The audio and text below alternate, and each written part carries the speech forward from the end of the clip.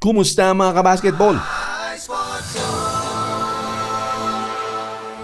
Na 3-0 na nga ng Denver Nuggets ang Los Angeles Lakers, isang panalo na lang at back-to-back sweep na ito para kay LeBron James. At wala pang nakakatalo sa kahit na anong koponan na mayroong LeBron James ng 11 consecutive record ito para sa Denver Nuggets ni Nikola Jokic at personal record din na hindi maganda para dito kay LeBron James. Kaya marami ang nagsasabing mga eksperto na hanggat merong Nikola Jokic sa Western Conference ay hindi na magkakampiyon si LeBron James. Ang paraan na lang na pwede siyang magkampiyon ay lumipat siya sa East.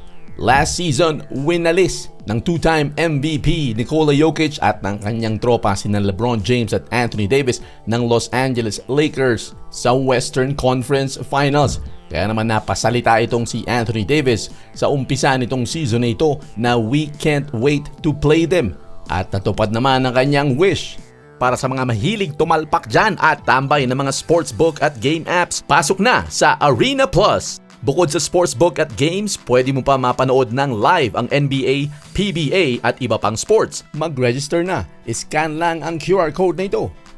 Ayun nga lang, napaaga ang Dream Revenge match na gusto nitong si Anthony Davis. First round pa lamang nagkasalpukan na sila at mukhang mauuwi sa isa namang parehang resulta, 4-0. Pagkatapos matalo ng Lakers sa Game 2 ay nagsimula na ang sisihan at unti-unti nang nagwawatak-watak itong Los Angeles Lakers. Si LeBron sinisi ang replay center at ang mga referee dahil sa pagkatalo nila sa game-winning buzzer beater ni Jamal Murray na 2 points lamang ang kanilang nalasap na pagkatalo. Nirereklamo ni LeBron ang dapat daw ay klarong-klarong foul dito kay D'Lo pero binaliktad ng referees ang tawag para saan pa daw ang replay center. Sa Game 3 naman, itong si Anthony Davis ay tila sinisisi si Coach Darvin Ham dahil anya ay marami raw silang mga sequences na hindi nila alam ang kanilang pinaggagawa sa opensa man o depensa. Hindi naman nagustuhan ng Lakers management ang mga sinabing iyan ni Anthony Davis. Simula last season hanggang buong regular season bago itong playoffs na ito ay hindi ma-solve ng Los Angeles Lakers ang puzzle ng Denver Nuggets. Napakaraming weapons na nakaangkla dito kay Nikola Jokic, sentrong point guard.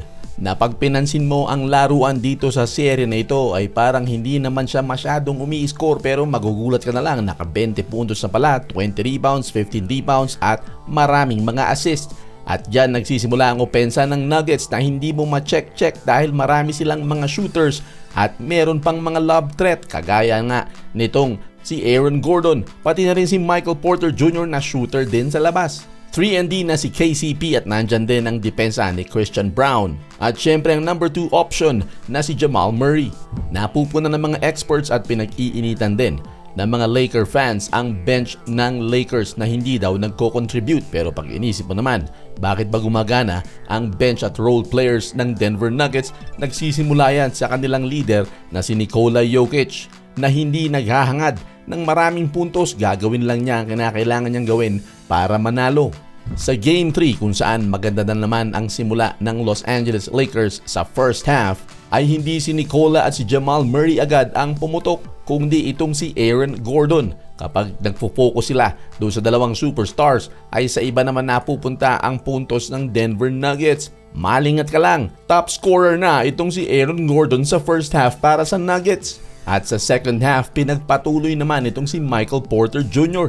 na parang easy-easy lang doon sa dalawang superstars na si Nikola Jokic at Jamal Murray, hindi masyadong batak na batak para manalo. Patunay dyan na undefeated pa ang Denver Nuggets kapag itong si Aaron Gordon ay gumagawa ng 20 points pataas. Kaya naman pagkatapos ng Game 3 sa interview ni LeBron James, tinanong siya kung saan niya maiyahanay sa lahat ng mga nakalaban niyang mahuhusay na koponan itong Denver Nuggets na ito. Sabi ni LeBron James na well-equipped daw ang koponan ito, well-prepared, well-coached. Wala raw silang weakness offensively. Sila raw ang merong best starting lineup sa liga sa huling nakaraang mga taon. Kumpleto sila, meron silang shot makers, playmakers at mga players na kayang rebound at magpasa. Pag binasa natin ang mga salitang ito ni LeBron James ay tila baga sumusuko na siya at mukhang masusweep na nga sila kung hindi lang makakadisgrasya. Lalo na yung sinabi niya na well-coached.